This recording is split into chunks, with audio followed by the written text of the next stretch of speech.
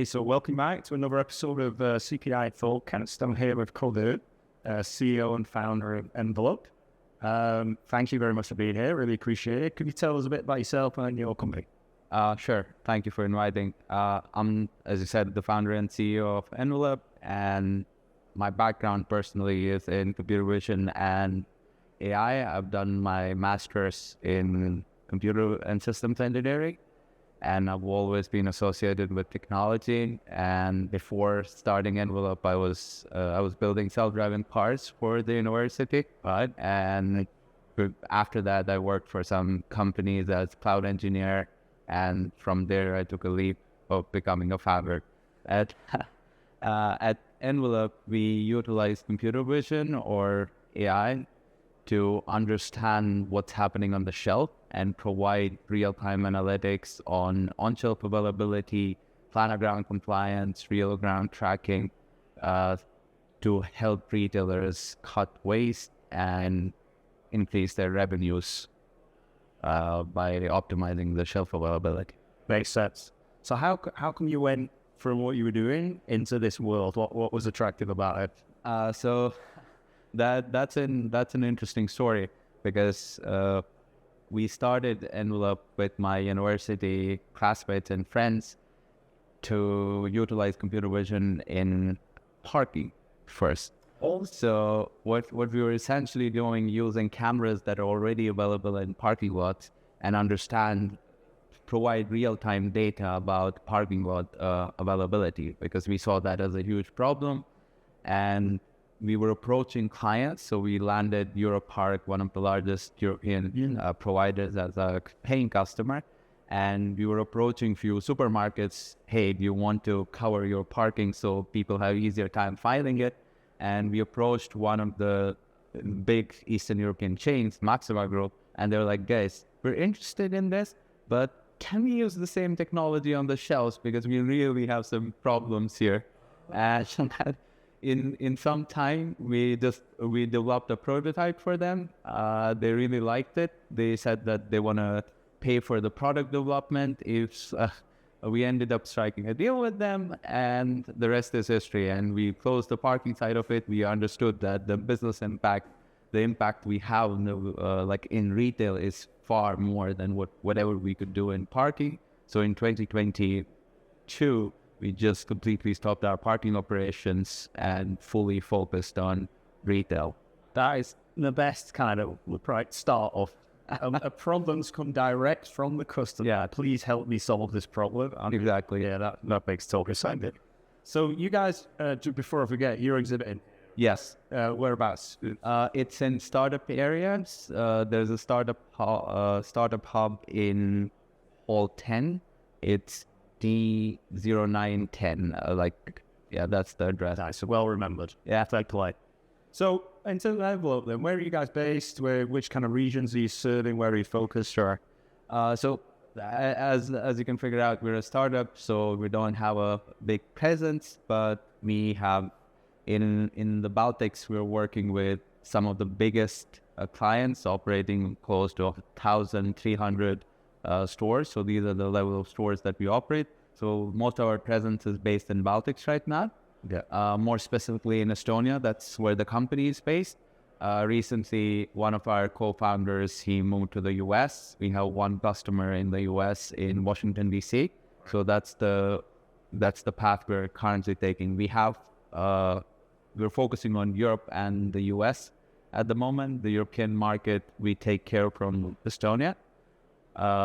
And the American, we have a person at Miami. One of my co-founders is in Miami. So that's the presence we have right now, physical presence. I like it. You've made the move over the pond. It's a big move. I love it.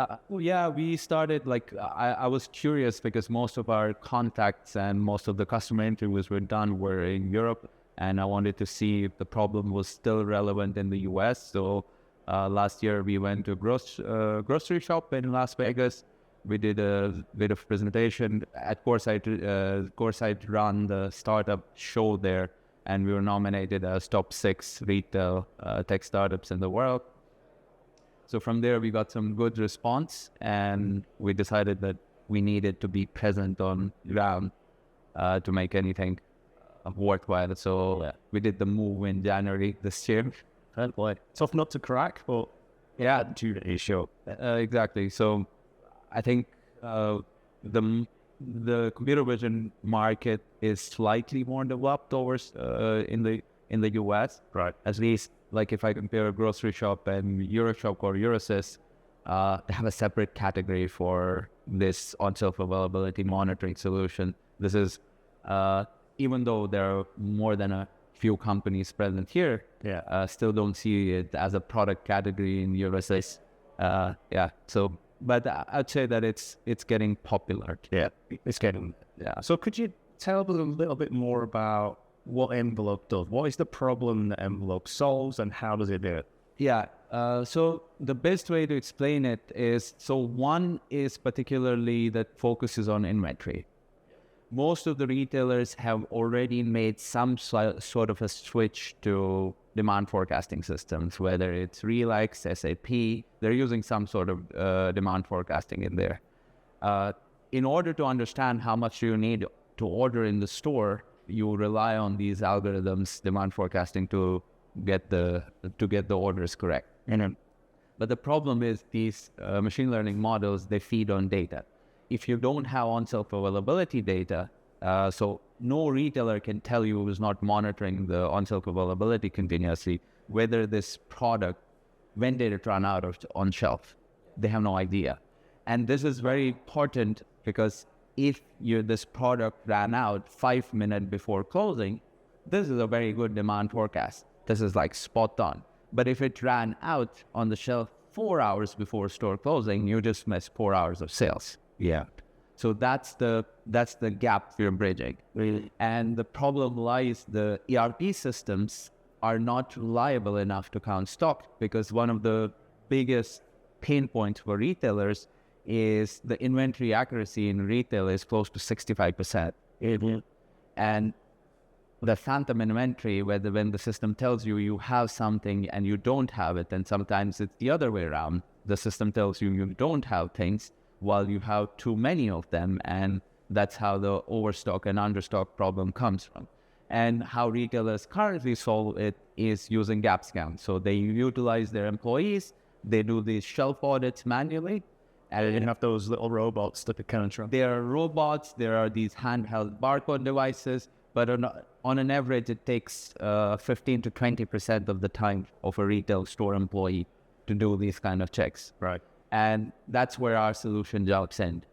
You have the real-time data that is accessible not only to the store employees to do in-store task management, but also to your category manager who's sitting in the head office somewhere, or a regional manager who's sitting somewhere in a different office, and they can understand, they can teleport into their source and see, okay, this is the shelf situation in store one, this is the store situation in in store me. And then I can compare this stuff. I can see, for example, are the stores actually doing as good as I think they are on shelf? What is the shelf availability during the rush hours or during the peak time? And so these are the things that Envelope does, and we do it very well. And what we want to do on top of it is currently understanding the merchandising part. What we see as a big problem in retail, no retailer has hacked the planograms. The problem is you plan for months, then you execute for months, and then you plan the process repeat.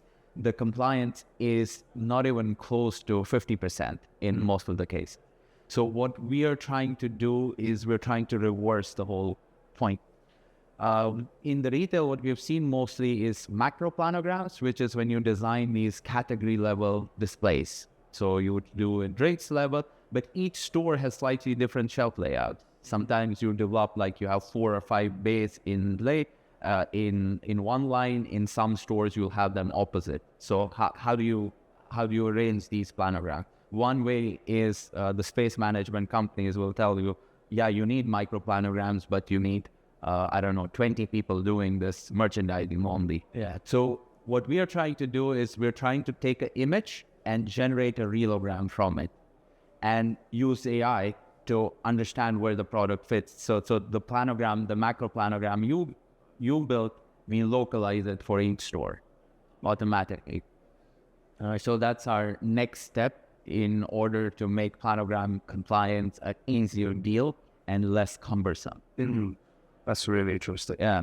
So how are you actually seeing the on-shelf ability? What do you utilize the existing cameras or new cameras? Like what tech have you actually implemented and installed? So we decided from the beginning that we are going to go the route of security cameras because they're present in vast amounts already in the stores.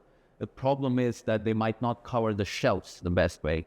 So we've still decided to take the route of security cameras. Retailer can choose to install their own additional cameras. Cameras are getting cheaper and cheaper every day. And we understand that no store will be able to cover 100% all their shelves with security cameras. So for less slow-moving product or low-velocity product, we are developing a mobile solution where the employees can still take a video of the shelf maybe once a day and still get some level of data from the dark areas of the store. Got it. Okay, that makes sense. So what are some of the challenges that you're facing at the moment? I'm sure you need to integrate in the ERP system. How does the POS come into that? Like, what are the barriers that you're finding when you're trying to implement this solution? So we started to keep the integration point as simple as possible. So we didn't want to overburden our POCs with integration. So what we decided is we don't need any integrations into the POS system, but ERP system, when you have full-scale deployment, it does make sense because problem with POS integrations is that they vary from country to country. Even when we talk about retailers who are operating in Baltics, they have 3 different POS systems in 3 different countries, but the ERP system is common. So we understand we get the stock data from the ERP system, and for that you need an integration.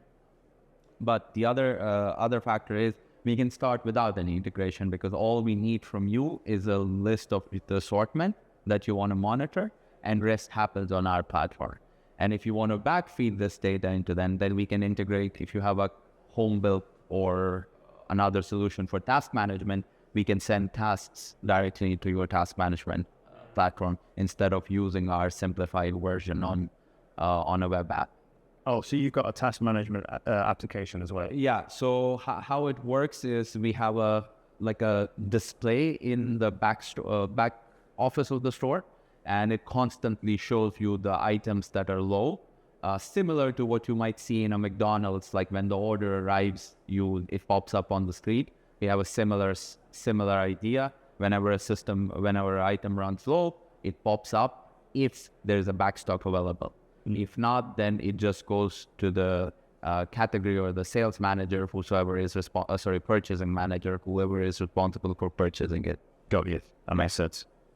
That's really interesting. So could you tell us a bit more then maybe about a recent project you've got in with a retailer, you've actually implemented this, what was the impact to them? Can you tell us a bit more about that? So the most recent one, we don't have the results, the percentage is done yet, but the one before Maxima, the same guys who actually paid for some product development as well, we did a case study which we published as well, and it's available on the press. We saw in one store up to 4% increase in revenue only by monitoring the priority products. Wow. But the 4% was the best case scenario in 1 month.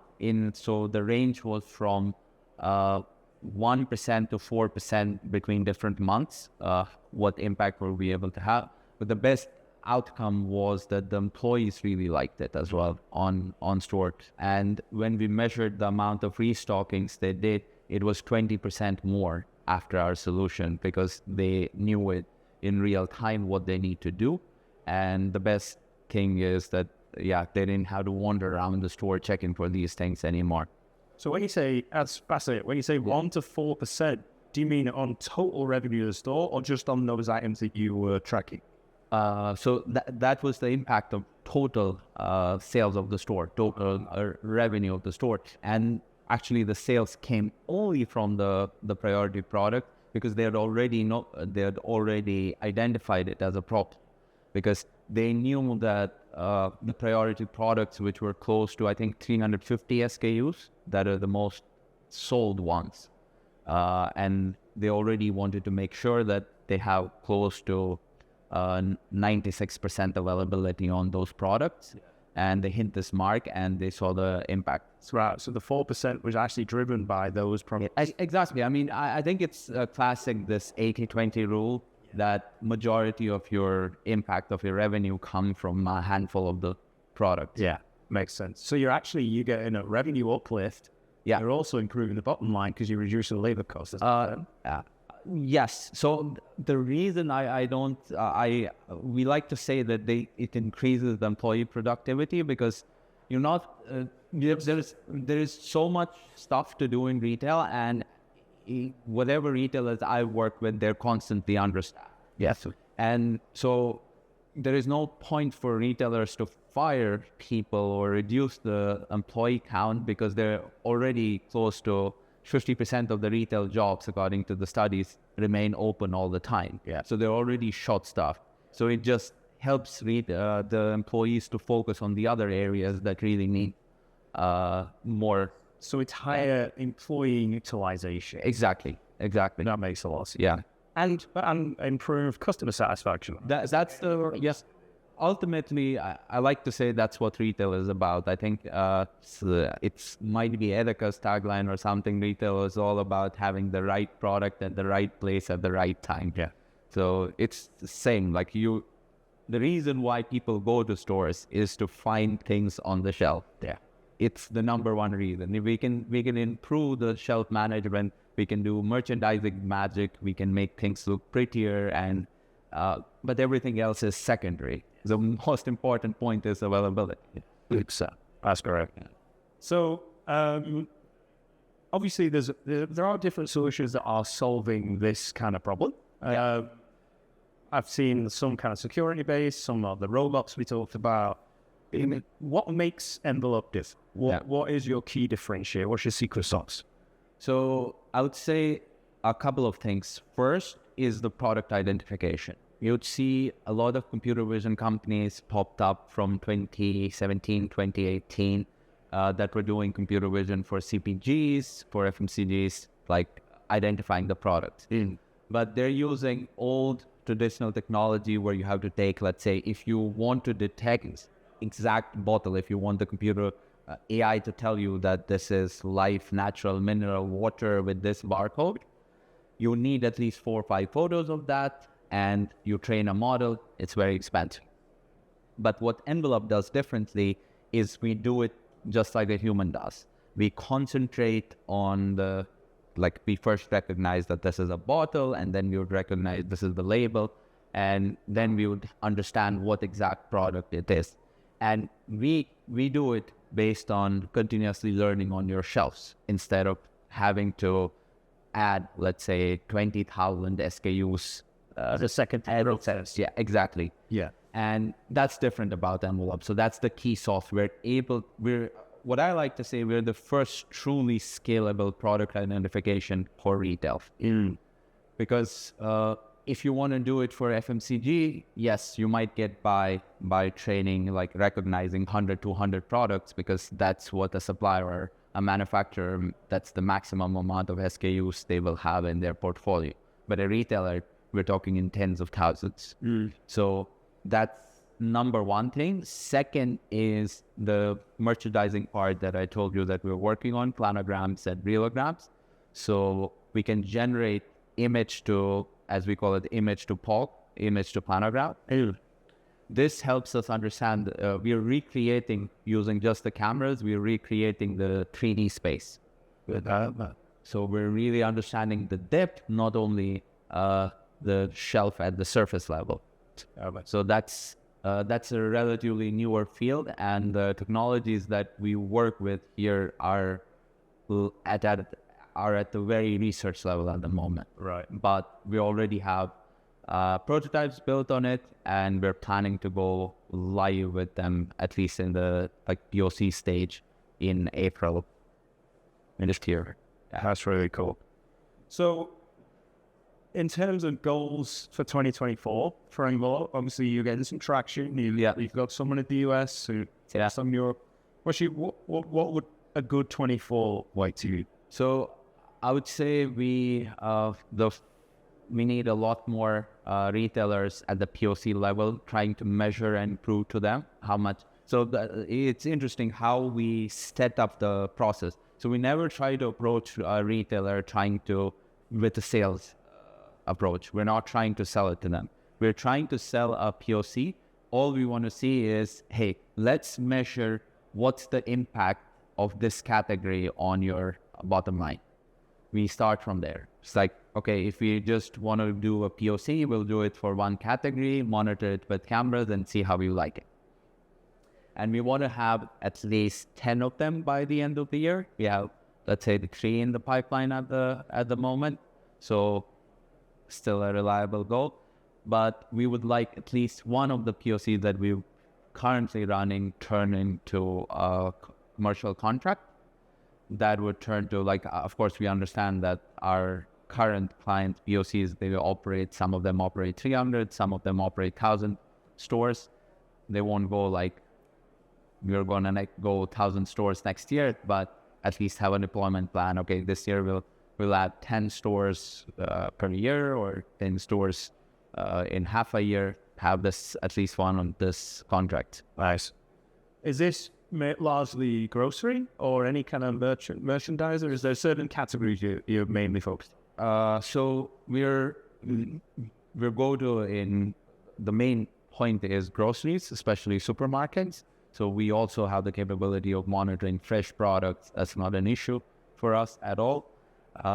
But in the US customer, that's actually a liquor store. So this technology is applicable to, let's say, department stores, grocery stores, wherever you have large amount of small items on the shelf, the technology is applicable to. But the biggest impact we're seeing is on a grocery store because the level of SKUs is rather large. While it could work in, let's say, cosmetic stores, but it's slightly tricky because in our experience, finding, differentiating between the lipstick shades or eyeshadow shade, it's a tricky thing to do. I mean, I like to say, if I go in the store myself and I look at this color gradient difference, it's hard for me to tell them apart. I'll be asked. Interesting. So, but just actually going back to a little bit what you said before, you said you're recognizing that and identifying that product. Yeah. You're able to do that from the security. Yes. And not from that distance away. Exactly. Wow. So I actually have some demos at the booth available. Like there's a very low resolution image that I like to show around. But yeah, that's what we're able to do. It's tricky. I would give you, it's not 100% accurate. I'll tell you the edge cases as well. So for example, it's easy to detect differences between Coca-Cola and Coca-Cola Zero because it's a very distinctive product. Yes. But the problem comes, so let's say we monitor a lot of dairy shelves as well, and there's a manufacturer of yogurt. One has got a cherry flavor and the other is strawberry flavor. From that far away, it's very hard to tell if there is like a one strawberry on it, the one cherry. From like 2 meters, 3 meters away, it's very hard to tell if it's a cherry or a strawberry. So we might not get that right 100%, but that's where we leverage the planograms to understand, okay, what was supposed to be here, so this should be it. Yeah. We might not be able to crack it, but you wouldn't be off by, let's say, it's still a yogurt, either a cherry or from this manufacturer. So at least we get the manufacturer, like we might get the last 1 digit or 2 digit of the barcode here and there wrong. That makes sense. Yeah. So you're a startup. You're obviously been going for a few years now. Funding? We're looking at funding, looking at investment. Sure. So we've been very capital. What's the proper word? Like we've been very efficient with our capital. Right. That's the proper word. So we've been rather frugal in our spending. But the first investment we got was directly from a customer to build the product. Yeah. Second, we've only raised, at the moment, we've raised 600,000 euros from venture capital. And currently we're looking to close 1.5 million around by the middle of this year. So we have some. So that'll be a Series B. More like seed for us. Oh, still seed. Okay. Yeah. Yeah. Because we only raised pre-seed. We raised half a million, and then we got some additional money on a convertible note. But yeah, the next round is 1.5 million for us. Excellent. Okay. Moving into retail market, kind of macro market, saw a lot of kind of trends last year, retail theft, inflation, lots of things that are affecting retailers and the consumer. You see that continuing this year? What do you think the challenges are in the short term? So one thing that I've felt is continuing, especially hearing it firsthand in grocery shop, talked to a lot of US retailers. The biggest problem they had was staffing issues. Yeah. You had this great quit movement post-COVID. They were still struggling with that a lot, actually. Of course, theft is, I think it's a very regional phenomena. In some places, it's really high.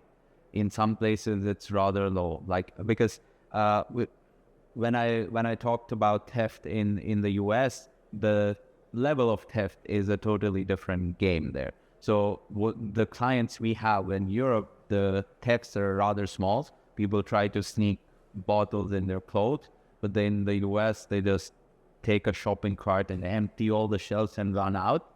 And in most cases, the people even see them doing it, but there's nothing they can do. These guys might be even armed. And I don't know if it's a technology problem or a security issue of its own. So depending what theft we're talking. So, but we've seen, I personally visited some stores in the US. I've seen armed security personnel in stores now as well. Yeah. Not the place where I want to be, but that's the reality on ground. If we're talking about like theft detection, I think it's an area that we'll continue to see rising from technology point, like trying to figure out if people are paid as the scan and go solutions get more and more popular. We would need technology to supplement it as well. Makes sense. So obviously for retailers, there's a lot of technology at once. I mean, you only have to be here at yours to see all the different technologies that are now available. Everyone's talking about AI, even if maybe they're not in, because in AI, look at AI. It must be very hard for a retailer to think, like, where am I going to invest my money? I've got so many competing priorities. Yeah. I've got all these people trying to sell this stuff. How do you work that with a retailer? Like, what's the challenges there? It's actually, yesterday we had a panel on the startup stage about AI in retail and their different solutions and that they're trying to use generative AI especially. I think the first low-hanging fruits of these generative AI solutions, I would definitely see them in marketing. We've already seen retail media, another great implementation. You have like ChatGPT-like models generating some cool slogans for your products localized in your languages. So you can see those kind of solutions existing. You can see AI being implemented if you're talking about e-commerce side of things. Most of the retailers have already at this point some kind of e-commerce platform on the side as well. There's doing like the omni-channel that has been a trend. So there, of course, we're talking about ordering in natural language or getting recommendation engines working better. So I've seen startups doing, okay, I need to buy all the ingredients for cooking the onion soup. And the AI just generates a list. We'll see this kind of things, customer-facing things increase a lot because of generative AI. But the store, the physical retail, I think you only have a handful of choices how you can you can really apply the AI in there. And I think generative AI has huge potential in merchandising, not only from marketing side. As I said, like if generative AI can generate a marketing poster, it can generate a shelf, provided you give it all the data, it can generate a planogram for your shelf as well. So I think that would be a great implementation to see. So yeah, you said it, there are a lot of choices, but I think I would say that I'm a bit biased. I think it makes most sense to invest in a solution like ours or in security, because this is the data that not only affects your operations, it has impact in your supply chain. It has impact on your task management. It has impact on your revenue. So one sort of technology that you can invest in and it solves multiple of your problems would be a camera-based solution. And the biggest benefit of it is, let's say if you're investing in security camera network and you want to implement AI, if we're doing it for on-shelf availability and stock monitoring, there are other people who are doing it for understanding the customer journeys in the stores. Yeah. You can use the same hardware, different solutions.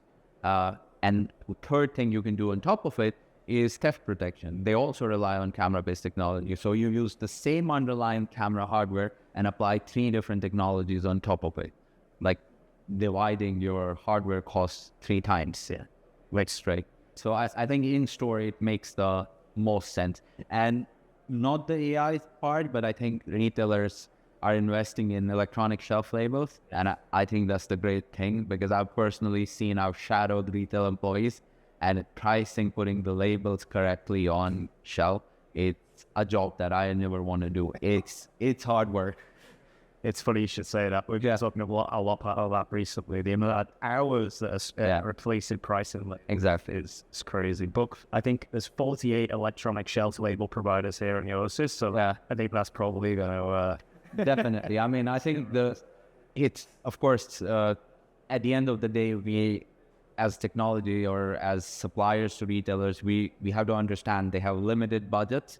And if they want to prioritize ESLs first, I totally understand. But this technology needs to go out there as fast as possible, because with the AI, we can do some amazing things with ESL. So a use case that I've been talking with some of the clients is in fresh section, you can do automatic markdowns. So when the shelf availability is high and you see the spoilage is going to go away, you don't need a person in between to say that, let's do a 20% discount, let's do a 30% discount. You can pre-program these things and do automatic markups. Another great implementation of AI. We actually interviewed Wasteless yesterday. Yeah. So they're a good example of that. Yeah, for sure. Perfect. Well, I know you're obviously here to talk about Envelope. Other than obviously we just talked about Wasteless, there are other companies that you've seen doing interesting things, maybe not adjacent to you, or certain things that kind of piqued your interest. So I think I've seen companies do theft protection really well. I think it's a very hard nut to crack. Yeah, it's not an easy one, but I think retailers should give it a try, because the only way the technology would improve, and retailers need this technology, is if they try to implement it. And as startups or other companies, you need this learning experience on the shop floor to get the product better. So I think definitely that's something interesting. And I again mentioned that I've seen a lot of, especially in the US, a lot of good implementations of natural language processing. Like I would like to have a future where I don't have to, the grocery list is generated for me. So from the customer experience side, as a customer of a supermarket, I would like to see some sort of adoption there.